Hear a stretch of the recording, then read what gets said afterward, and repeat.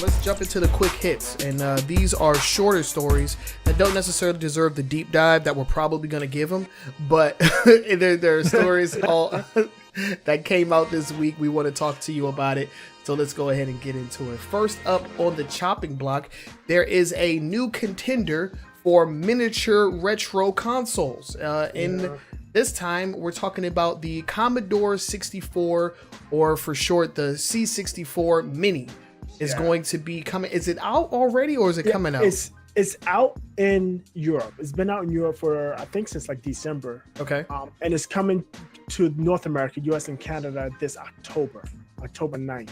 Oh, wow.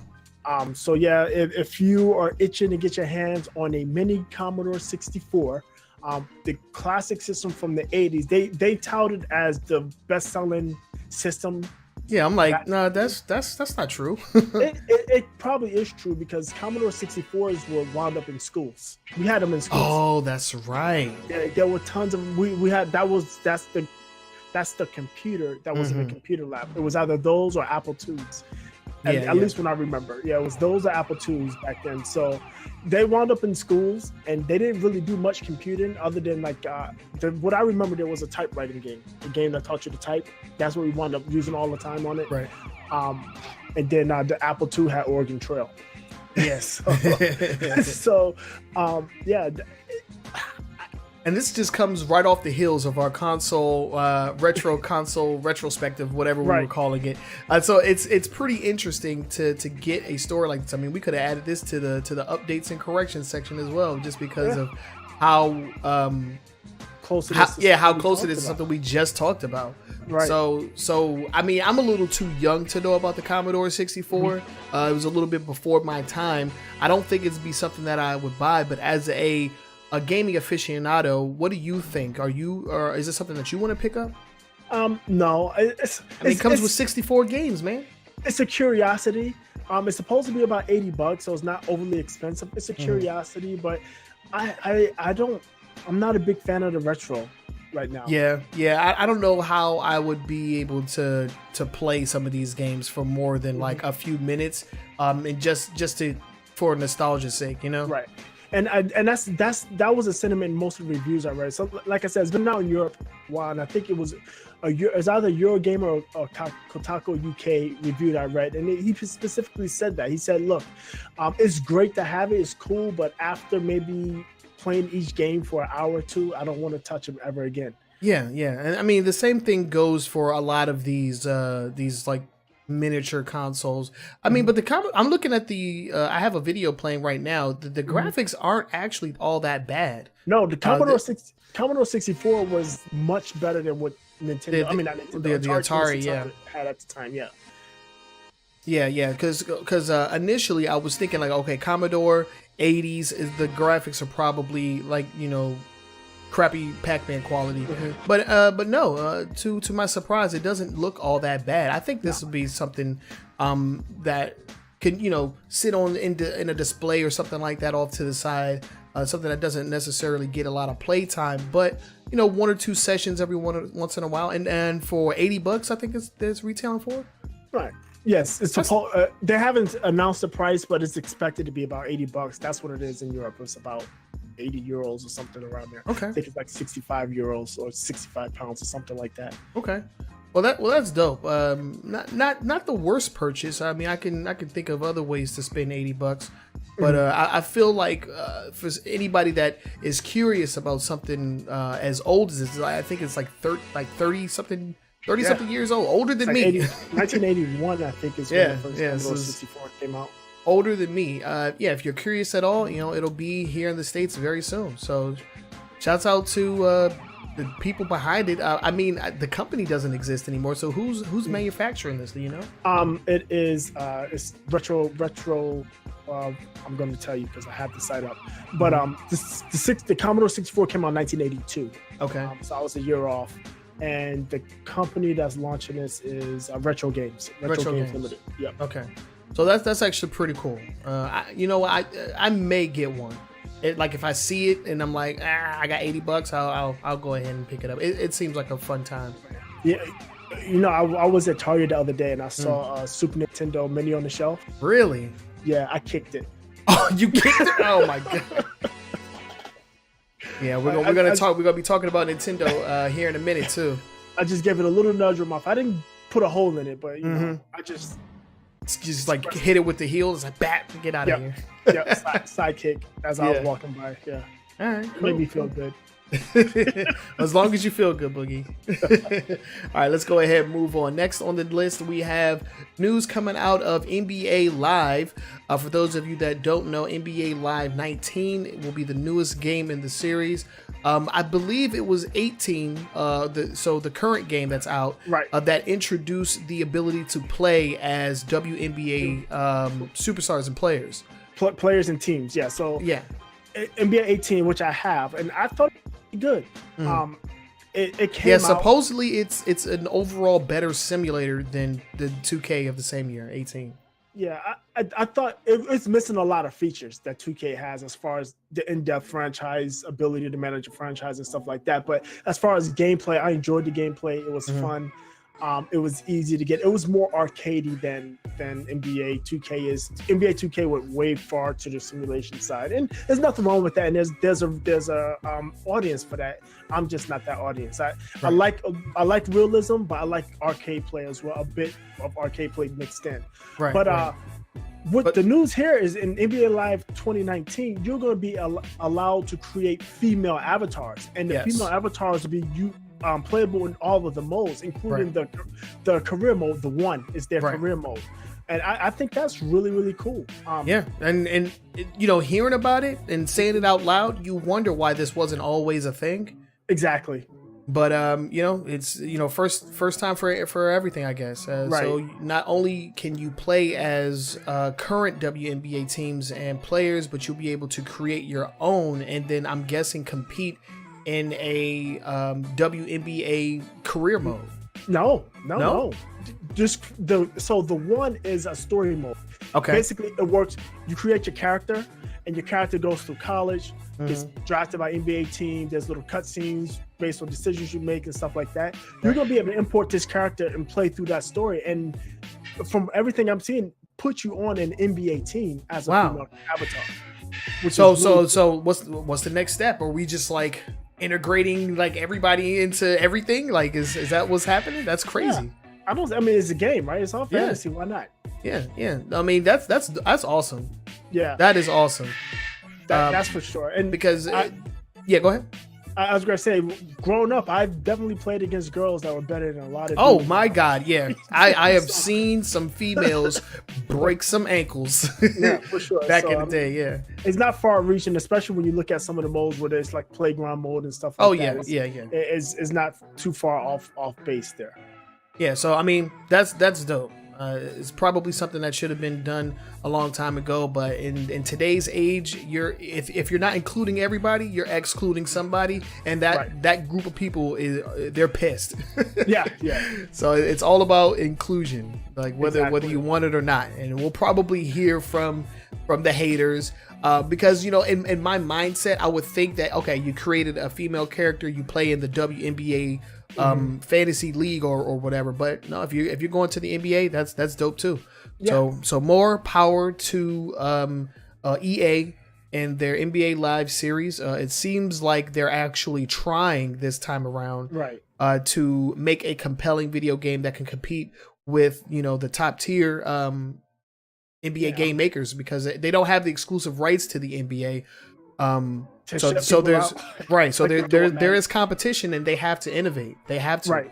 I pray for a day where they lose exclusivity for the NFL, so somebody can compete with them, because monopolizing a freaking genre of gaming is outrageous. Yeah, and the reason they don't necessarily take it as being a monopoly is because you can make a football game, you just can't use the NFL. So it's a subsection, and the monopoly rules wouldn't cover the subsection. Exactly. So more competition means more innovation, and I'm all about more inclusion. So this is a good story on my end. I agree. I haven't played a basketball sim in years. I don't think I'm gonna pick it up, but it's good that everybody's being included. I can't wait to see the reactions to some of the top people that play. Yeah, I'll probably get it. I'll probably get it again this year because last year I had both NBA Live and NBA 2K. I had 2K on the PlayStation and Live on the Xbox, and I enjoyed playing Live more than I enjoyed playing 2K. So I'll probably get Live again this year. Yeah, that's pretty much the general consensus. Was that Live was just a better game overall because and we talked about it. 2K had a lot of problems last year or this year or whatever you want to call it. Including issues with loot boxes. Exactly. So yeah, let's go ahead and move on. We have a few more stories for you guys in our quick hits. So let's go ahead and move on to the next one. And now we are talking about Activision and Marvel Ultimate Alliance.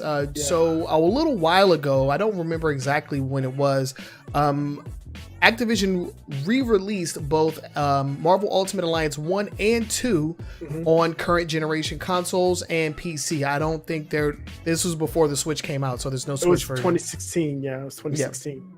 Yeah, so you got to download the games. I don't think they came out in retail either. It was just digital only. But yeah, we got to replay, some really cool action RPGs, but not without its own controversy. I do remember the game came out. It was a bit buggy. It was a bit broken. The online was all kinds of jank. And supposedly there was a fix, but I honestly have not booted up the game since I downloaded it. And it's a good thing that I actually downloaded it because now it is gone from all marketplaces. It's gone from the PSN store, Xbox Live Marketplace, and Steam. It is gone. You can no longer purchase Marvel Ultimate Alliance 1 or 2, which sucks. Yeah, to be fair, you can, if you already own it, you can still download it. Well, true. But if you don't own it, you'll never get it. Yeah, there's no way to purchase it as of right now. So, man, my PlayStation 4 is becoming quite the collector's item because I have PT on there. Oh, wow. I have PT and I have Marvel Ultimate Alliance. So, yeah. Wow. Yeah, yeah, man. Don't come for me, internet. Don't hack my profile just because I have these exclusive games anymore. Yeah. I actually have some games on my 360 that you can't download, like Double Dragon, the original Double Dragon arcade game. You just can't download it no more. And yes, you can. You can get that on the Switch. Well, not the version that came out on Xbox Live. It's like I think it's like a one-to-one like arcade port or some madness. The Switch one is the one-to-one arcade port. Oh, okay. It's the exact game in the arcade. They released it for like $7.99. Jeez, that's a lot. Yeah, $7.99. I think what it was. I bought it. I know. I bought it. I played it for an hour. I beat it, and I have no desire to touch it ever again. Yeah. I also have some of those turtle games you can't get no more. Nice. Yeah, pretty cool. But yeah, like all other games that are removed from marketplaces, it's most likely due to the license agreement that Activision had with Marvel expiring. So similar to how they removed the Capcom Versus games from the marketplace back when that happened. These Marvel games are going back in the vault. I think what's the Disney vault. Oh, I just like mind blown because Disney does that all the time. No, but what I think is happening is Disney has all of this Marvel content and the rights. They haven't been dishing out licenses. They're closing the deal with Fox, which is going to bring them Fox Next, which produces the Marvel Strike Force. So they have that mobile. I think what they're going to wind up doing is they're going to make their own games in-house. And they're going to keep the license for 100% control, or they'll license it out to somebody to a big public. They might have Activision, EA, and those big guys bid on the license. But it just looks like that they're just trying to clean up all the stuff that's out there before they start pushing stuff back out. Yeah. But because it was kind of weird, the license agreement for Marvel Ultimate Alliance was done because it was part of a previous agreement, and they redid it in order to release this. So now this is expired. So now it's going the way of Beauty and the Beast is back in the vault, and it'll be brought. Yo, when I thought about that, I just blew my own mind, dude, because Disney is always just taking stuff away for years and you just can't buy it. They stopped that because did they? No, the vault still exists, man. The vault still exists, but what they did they got in trouble for it back a few years ago. It was on Apple. It was so people brought, I think it was the Lion King. You brought the Lion King, and they wanted to put it back in the vault. And what they did was disabled the versions that people the digital copies that people bought. They disabled it, and that was a problem. And they had to revert back to letting the people that already bought it continue to be able to watch it. But if you didn't have it, you couldn't buy it. I'm pretty sure it was Lion King. It was like I believe it. It was the early transition from this to digital, like one of the early, like I think Generation 2 Apple TV. Yeah, I believe it, man. I believe it. The Disney Vault is real, y'all. Don't ever forget. All right, so we have one more quick hit. Let's go ahead and move on to that. And it's too bad we don't have our FGC correspondent Mount Lover here, because we're talking about Street Fighter V. They're going to be conducting a tournament that includes our armed soldiers in the U.S. Army. Well, yeah, it's the U.S. Army is doing the tournament. So the U.S. Army is sponsoring a eSports tournament, basically a Street Fighter V tournament, for active U.S. Army soldiers.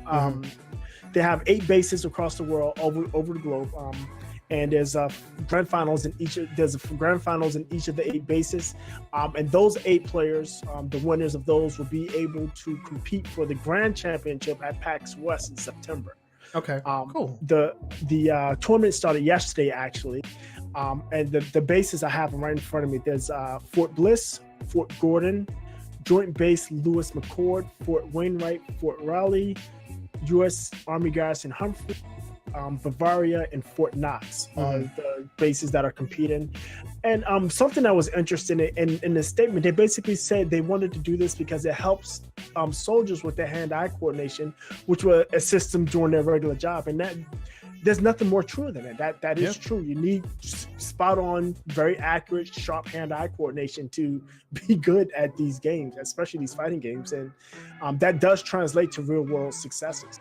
Yeah, I mean, I respect it. I mean, I've as a former service member, I've been on plenty of bases, and there are plenty of places for people to just like hang out and play video games. It's a part of the culture, especially when it comes to the younger servicemen. Because I joined when I was 19 when I joined, so of course I'm still in the video games, and it's nothing wrong with that. It's nothing wrong with it at all. And I'm glad that it's kind of like being embraced here. Where it's like, exactly. This helps our soldiers with their hand-eye coordination.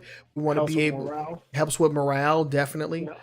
And and it's cool. Street Fighter is a fun game. It's still successful. It's probably one of the more successful releases from Capcom outside of Monster Hunter World. It's closing Evo again. Yeah, it's in Evo, and Marvel Infinite is not. So that says something right there. But no, this is cool, and it's also really cool that those 8 finalists from each base will be able to, hit the grand stage and compete in front of a live audience. Hopefully, it'll be streamed. I'm pretty sure it will be at PAX. Yeah, I think it is. I know they're streaming it. They're going to be streaming it. The tournament as a whole, interbase. So the soldiers, the people that want to watch it, the soldiers that want to watch it will be able to watch it on the stream, but I'm not sure if they're going to do that streaming externally. I didn't see anything saying they would. Okay, well, that's dope. I can't wait to see more on this. I can't wait to have more video game inclusion in in other places around the world. It's a beautiful thing. Nothing bad to say about this. It's weird that they chose the Army to do it, because there's actually 2 Air Force members in Street Fighter, both Guile and Nash. They're from the Air Force. I believe Cammy is like British. She's British. SAS, I think it's something like that. I can't remember. And then Chung Li is Interpol. I think that's what she works for. So actually, no Army members in Street Fighter, but Army members play Street Fighter. Army members play Street Fighter. Yeah, it'd be cool if they had. And this is an idea I had. I would I wish they had more military inclusion outside of the Air Force. I thought that that would be pretty dope. Maybe because both Guile and Nash are both officers. It'd be really cool if they had an enlisted character. That would be dope as hell. But we'll have to wait and see on that. But yeah, those are our quick hits, everybody. If you would like to submit us a story, it will most likely be added to our quick hits section.